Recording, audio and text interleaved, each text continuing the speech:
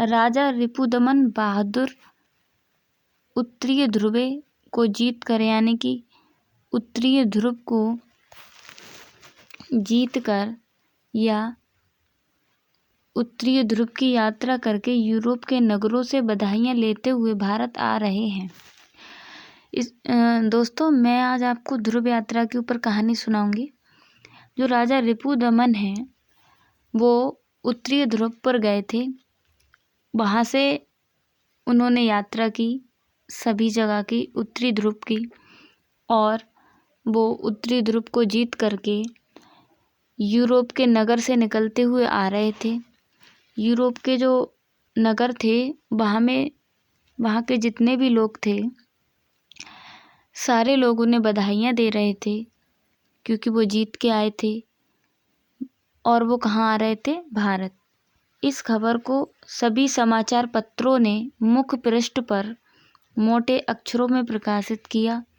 और ये जो खबर थी कि राजा रिपुदमन उत्तरी ध्रुव की यात्रा करके जीत करके आ रहे हैं, तो इस खबर को बड़े बड़े अक्षरों में अखबार में छापा गया। उर्मिला जो राजा रिपुदमन की प्रेमिका है, यहाँ पे जो कैरेक्टर का नाम है वो उर्मिला है, जो राजा रिपुदमन की प्रेमिका है और जिसने उनसे विवाह किए बिना, उसने क्या किया है, उनसे सिर्फ वो प्रेमिका है, जो उर्मिला है वो प्रेमिका है, उसने विवाह नहीं किया है। तो जो उर्मिला है उसने क्या किया है, यहाँ पे विवाह नहीं किया था, विवाह किए बिना उनके बच्चे को जन्म दिया है। रिपुदमन के बच्चे को बिना शादी किए उर्मिला ने जन्म दिया है। ने भी इस समाचार को पढ़ा, ने का मतलब है रिपुदमन ने भी इस समाचार पत्र को पढ़ा। उसने यह भी पढ़ा कि वे अब मुंबई पहुंच चुके हैं। जो उर्मिला है उसने ये खबर सुनी थी कि राजा रिपुदमन अब भारत आ रहे हैं, और उसे ये भी पता लग गया कि अब वो बम्बई पहुंच गए हैं, जहां उनके स्वागत की तैयारियां जोर शोर से की जा रही हैं। बम्बई पहुंच गए ये बात सुना है, और जहां उर्मिला रहती है वहां पे बहुत ज़ोर शोर से तैयारियां की जा रही हैं राजा के आने की। उन्हें अपने संबंध में इस प्रकार के प्रदर्शनों में तनिक भी उल्लास नहीं है, लेकिन राजा रिपुदमन है वो नहीं चाहते हैं कि उनके आने की खुशी में इतनी ज़्यादा तैयारियां हों। इसीलिए वे बम्बई में न ठहर कर प्रातः होने के पूर्व ही दिल्ली पहुंच गए। उन्होंने क्या किया, यात्रा को जारी रखा और वो बम्बई में नहीं ठहरे, क्योंकि उन्हें पता था वहाँ पे बहुत सारे लोग हैं जो उनके लिए तैयारियां कर रहे हैं। उनके चाहने वाले उन्हें अवकाश नहीं दे रहे हैं, मतलब इतने चाहने वाले हैं वो लोग, उनके लिए एक भी मिनट को आराम नहीं करने दे रहे हैं। ऐसा लगता है कि वे आराम के लिए कुछ दिन के लिए अन्यत्र जाएंगे, उनके लिए कोई आराम नहीं करने दे रहा है। राजा रिपुदमन को अपने से बहुत शिकायत है, अपने से ही शिकायत है, उन्हें नींद नहीं आती है। वो कहते हैं कि मुझे नींद नहीं आती है, मुझे शिकायत है। दोस्तों, मैं ये लाइन्स बाई लाइन्स पढ़ भी रही हूँ और आपको समझाने की कोशिश भी कर रही हूँ। राजा रिपुदमन को अपने से ही शिकायत है, उन्हें खुद से शिकायत है, उन्हें नींद नहीं आती। वो कहते हैं कि मुझे अपने आप से ही ये शिकायत है कि मुझे नींद नहीं आती। वे अपने किए पर पश्चाताप कर रहे हैं। वो कहते हैं मैंने उर्मिला के साथ जो किया है वो अच्छा नहीं किया, इस बात का उन्हें दुख है। जब उर्मिला ने उनसे शादी के लिए कहा था तो उन्होंने परिवार जनों के डर से मना कर दिया। जो उर्मिला थी उन्होंने रिपुदमन से कहा था कि मैं तुमसे शादी करूंगी, तो इस बात के लिए उन्होंने मना कर दिया, क्योंकि जो राजा थे वो अपने घर वालों से डरते थे। उनकी वही भूल आज उन्हें पीड़ा प्रदान कर रही है। ये बात सोच सोच के उन्हें बहुत ज़्यादा बुरा लग रहा है। वह उसके विषय में बहुत चिंतित है, वो उर्मिला को लेकर बहुत ज़्यादा चिंतित हैं। दिल्ली में आकर वे आचार्य मारुति से मिलते हैं। वो दिल्ली में आते हैं और एक आचार्य हैं जिसके बारे में उन्होंने बहुत सुना है, जिनका नाम है आचार्य मारुति, जिनके बारे में उन्होंने यूरोप में भी बहुत सुना था या सुन रखा था। आचार्य मारुति तरह तरह की चिकित्सकीय जांच के परिणामों को ठीक बताते हुए उन्हें विवाह करने की सलाह देते हैं। जो आचार्य मारुति हैं वो बहुत सारे चिकित्सकीय जांच करते हैं, उनके बारे में उनकी कुछ जांच करते हैं और एक परिणाम पे पहुंचते हैं और कहते हैं कि तुम्हें विवाह कर लेना चाहिए। राजा से कहते हैं आचार्य कि तुम्हें विवाह कर लेना चाहिए। लेकिन रिपुदमन स्वयं को विवाह के अयोग्य बताते हुए वो कहते हैं कि मैं अभी विवाह के अयोग्य हूँ, इसे बंधन में बंधना कहते हैं मैं विवाह से बंधना नहीं चाहता हूँ, ये एक बंधन है और इस बंधन में कोई बंध जाता है तो वो नहीं निकल पाता है, मैं नहीं बंध सकता। आचार्य मारुति उन्हें प्रेम बंधन में बंधने की सलाह देते हैं, लेकिन जो मारुति हैं वो कहते हैं मैं तुम्हें बता रहा हूँ वो दूसरा बंधन है, वो है प्रेम बंधन, इससे तुम जुड़ जाओ। और कहते हैं कि प्रेम का इनकार स्वयं से इनकार है, कि अगर हम प्रेम नहीं करते हैं तो हम कहते हैं कि हमने खुद को भी अपने आप से अलग कर लिया है। अगले दिन राजा रिपुदमन उर्मिला से मिलते हैं और अपने बच्चे का नामकरण करते हैं। जो राजा हैं वो उर्मिला से मिल जाते हैं अगले दिन आचार्य के समझाने पर और अपने बच्चे का नामकरण करते हैं, नाम रखते हैं। वे उर्मिला से समाज के लिए विपरीत अपने द्वारा किए गए व्यवहार के लिए क्षमा मांगते हैं। वो कहते हैं कि मैं क्षमा मांगूंगा जो व्यवहार मैंने किया है समाज के सामने, और अपने व उर्मिला के संबंधों को एक परिणति देना चाहते हैं, परिणति कह सकते हैं। वो कहते हैं कि मैं ये जो मैंने किया है इसके लिए मैं अच्छे संबंध अब बनाना चाहता हूँ ताकि मुझे कोई गलत ना कह सके। लेकिन उर्मिला मना करती है और उनसे सतत आगे बढ़ते रहने के लिए कहती है कि नहीं, तुम मेरी वजह से ऐसा कुछ मत करो, तुम बस आगे बढ़ते चले जाओ, आगे बढ़ते रहो, जिंदगी में बहुत कुछ करो।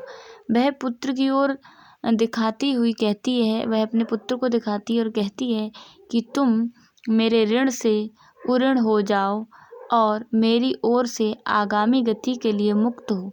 यानी कि वो ये कहती है कि तुम्हें लगता है कि मेरा ऋण है तुम पर, ऐसा कुछ भी नहीं है, तुम इससे फ्री हो जाओ और आगे बस गति ही पकड़ते रहो, आगे ज़्यादा से ज़्यादा रहो, तुम्हें किसी प्रकार की कोई भी चिंता ना रहे। ये वो कहती है क्योंकि वह बहुत अच्छी है, उर्मिला बहुत अच्छी है। रिपुदमन उर्मिला को आचार्य मारुति के विषय में बताता है। जो रिपुदमन है वो उर्मिला से कुछ बातें कहता है कि वह किससे मिला, आचार्य मारुति से मिला। वह उसे ढोंगी महत्व को शत्रु और साधारणता का अनुचर बताती, वह उसे ढोंगी बता देती, कहती वो ढोंगी है और हमारा दुश्मन है, वह अच्छा नहीं है, वह अच्छे मार्ग पे नहीं ले जाता है।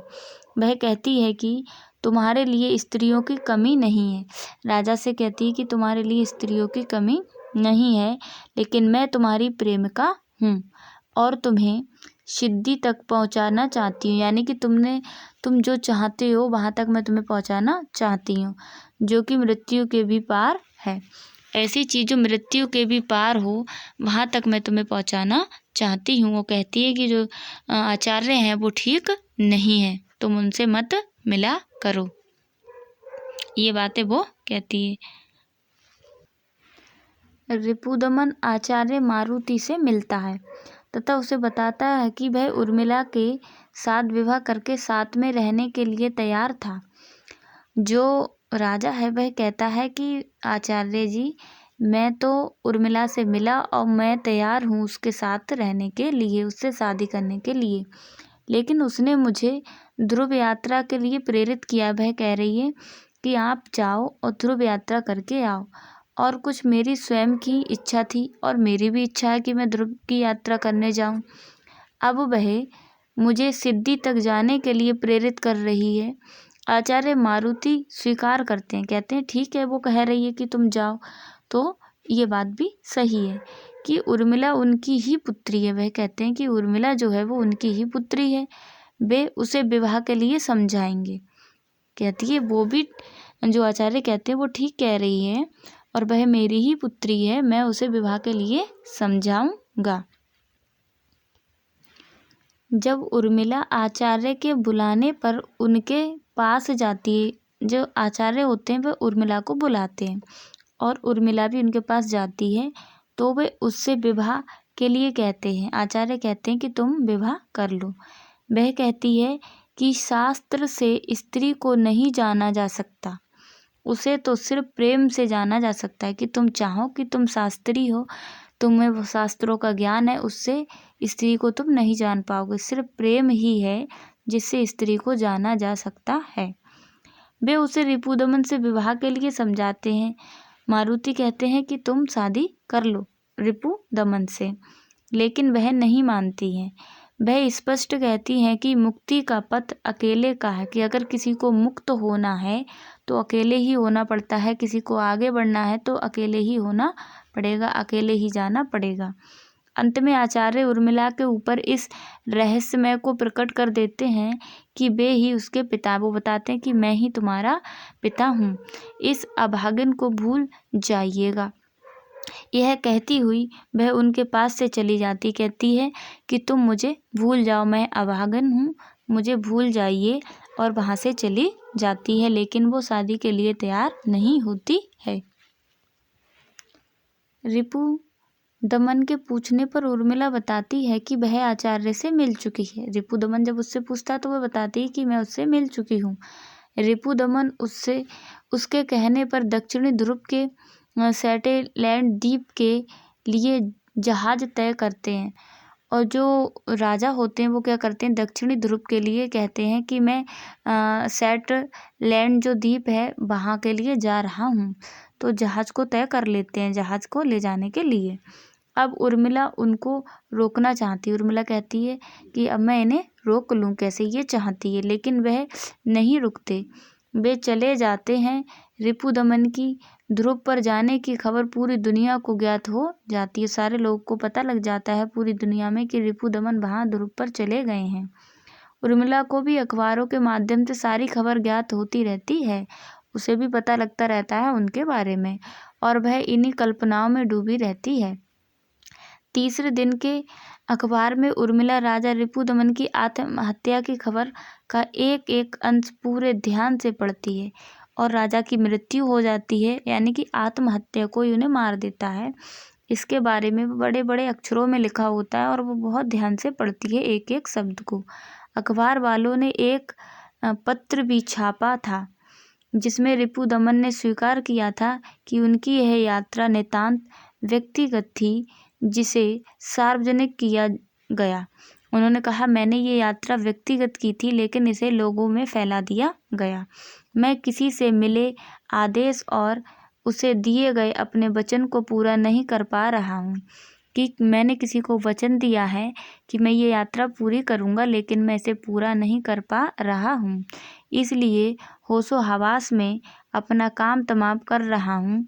भगवान मेरे प्रिय के अर्थ मेरी आत्मा की, अर्थ होगा यहाँ पे अर्थार्थ होगा, गलत है, मेरी आत्मा की रक्षा करे।